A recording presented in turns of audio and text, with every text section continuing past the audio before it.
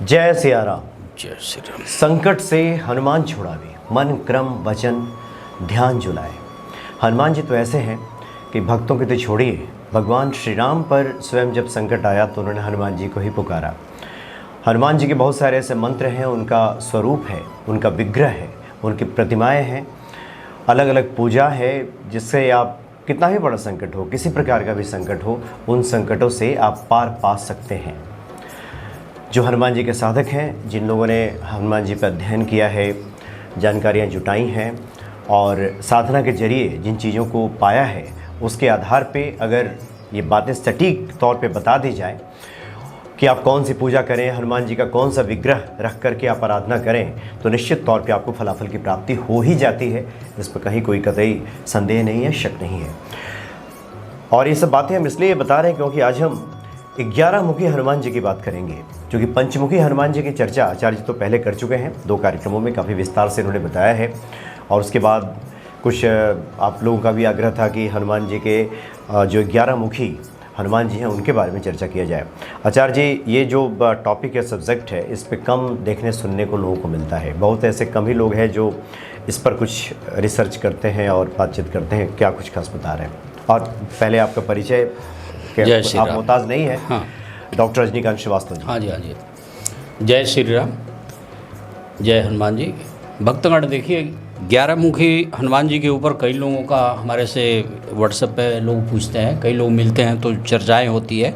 तो मेरा ये मन में आया कि मैं 11 मुखी हनुमान जी के विषय में आप लोगों को चैनल पे ही बता दूं। और पीछे की पंचमुखी हनुमान जी के जब वीडियो अपलोड हो रहा था तब भी शायद आपने ही चर्चा की थी, हमने अभी चर्चा की थी 11 मुखी के बारे में भी एक बार बातचीत बता दीजिए। 11 मुखी हनुमान जी की विषय में कुछ कम लोगों को जानकारी है। देखिए, कारकाल नामक एक बहुत भयानक राक्षस हुआ करता था किसी काल में, और उसने इतना ज़्यादा उत्पात मचा रखा था कि उसने सारी देवी देवताओं का जीना मुश्किल कर रखा था। और उसको ना हनुमान जी, ब्रह्मा जी की ही एक आशीर्वाद मिल गई थी। उसने ब्रह्मा जी की कई काल तक तपस्या की, तो ब्रह्मा जी ने उसको वरदान मांगने के लिए बोला, तो उसने ये मांग लिया था कि मुझे अमर कर दीजिए। ब्रह्मा जी ने उसको क्लियर कर दिया कि ये संभव नहीं है। तब उसने बोला कि अगर मेरे जन्म तिथि के दिन ही कोई आदमी 11 मुख लेके पैदा हो जाए तो उसके अलावा मेरे को कोई नहीं मार सकता। तो ये तो क्लियर हो गई कि 11 मुख वाला आदमी ही मारेगा, और 11 तारीख को ही पैदा हो, जिस दिन वो पैदा हो, जिस दिन उसका जन्मदिन है, उसी दिन वो पैदा आदमी मारेगा। हाँ जी, हाँ जी। अब इसी क्रम में क्या हुआ कि जब बहुत ज़्यादा अत्याचार बढ़ गया तो सारे देवी देवता लोग भगवान विष्णु जी के पास चले गए जी कि हे प्रभु, आप हमारी रक्षा करें। तो उस टाइम में भगवान विष्णु जी ने उन्हें बोला कि आप ऐसा करिए, धरती के ऊपर इस टाइम में मैं श्री राम बन के अवतरित हुआ हूँ, आप श्री राम जी के पास चले जाइए। तो सारे देवी देवता लोग भगवान श्री राम जी के पास चले गए। श्री राम जी ने तुरंत हनुमान जी को सारी बातें समझाई और बताई कि भाई इस राक्षस का तुम वध कर दो। तो उस दिन चैत पूर्णिमा के दिन था। हनुमान जी ने 11 मुख वाला अपना रूप बनाया, उस तरह से अवतरित हुआ। इसी कारण से कई जगह आप देखेंगे कि चैत पूर्णिमा के दिन 11 मुखी रुद्र हनुमान जी की भी, माने वो लोग कहते हैं कि हनुमान जी का अवतरण इसी दिन है। माने ये भी है कि नरक चतुर्दशी के दिन भी, हाँ, और उस दिन भी हाँ जी, हाँ जी। तो चैत पूर्णिमा के दिन ऐसा हुआ। तो क्या हुआ कि वो उन्होंने हनुमान जी अपना विकराल रूप बनाए और धावा बोल दिया। उसने क्या किया, अपनी पूरी सेना के साथ कारकाल नामक जो भयानक राक्षस था, अपनी सेना के साथ हनुमान जी पे टूट गया। हनुमान जी ने एक ही बार में उन सबका विध्वंस कर दिया और कारकाल नामक राक्षस का अंत कर दिया। उसको हवा में ऐसे उछाले और उसके बाद पटक के मार दिया उन्होंने। तब से ये चर्चा में आ गई कि 11 मुखी हनुमान जी जो हैं का एक स्वरूप है, तो पूजा में आ गया। अब देखिए, उस टाइम में उन्होंने 11 मुखी जो बनाया उसकी भी अलग अलग विशेषताएं मैं थोड़ा सा संक्षिप्त में बताना चाहूँगा। जो उनका एक मुख है उसका मीनिंग ये होता है कि शत्रुओं पर वो विजय प्राप्त करने के लिए है, एक मुखी हनुमान जी का। उनका जो दूसरा रूप है श्री राम का मुख बोलते हैं उसको, श्री राम की चेहरे की तरह उनका रूप था, दूसरा मुख। तो उसमें शक्ति और आशीर्वाद मिलती है, उसकी तरफ देखने से शक्ति और आशीर्वाद मिलती है। तीसरा मुख उनका था शिव मुख, जिसे बोलते हैं भगवान शिव की तरह। तो उसमें भगवान शिव शंकर भोलेनाथ भोले भंडारी जी का आशीर्वाद प्राप्त होता है। अब उसके बाद आते है चौथा अग्निमुख।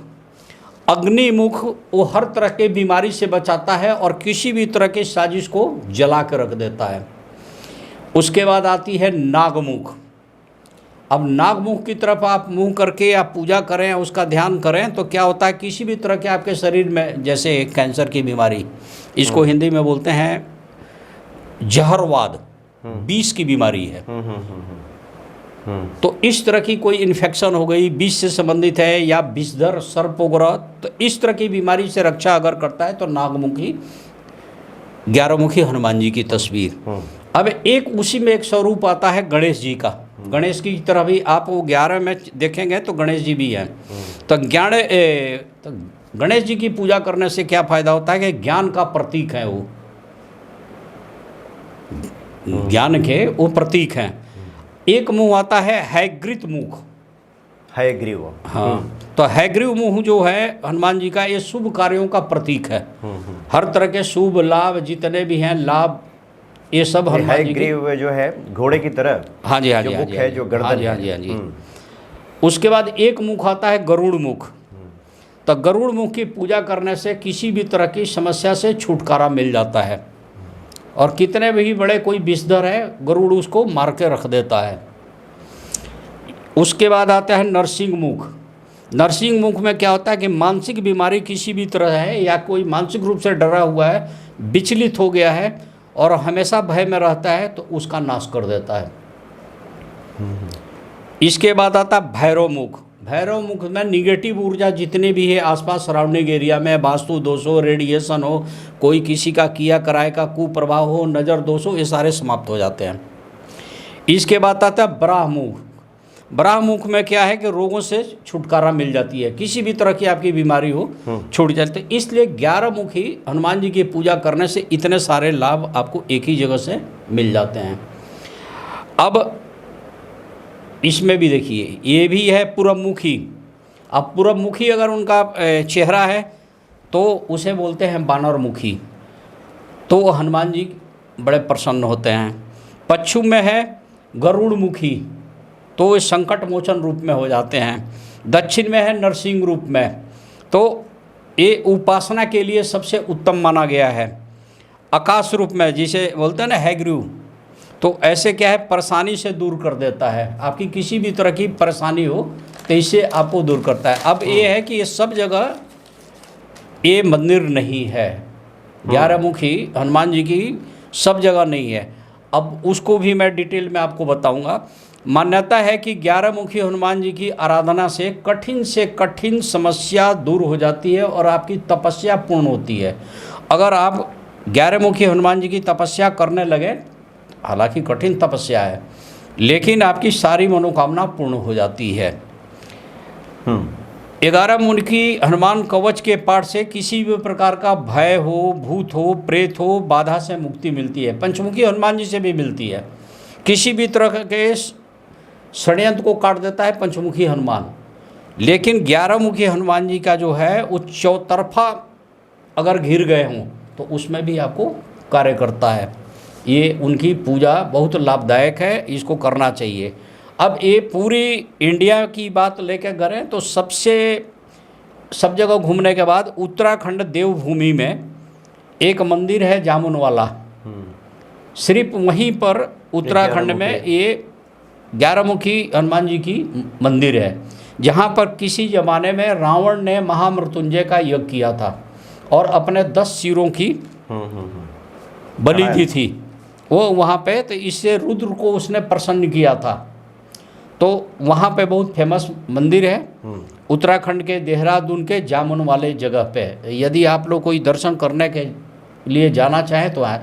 अब उसके बाद आज के डेट में जोशी मठ के आसपास लोग कहते हैं कि द्रोणागिरी पर्वत पर एकादश मुखी संजीवनी शिखर एक कोई जगह है, वहाँ भी हनुमान मंदिर बनाई गई है।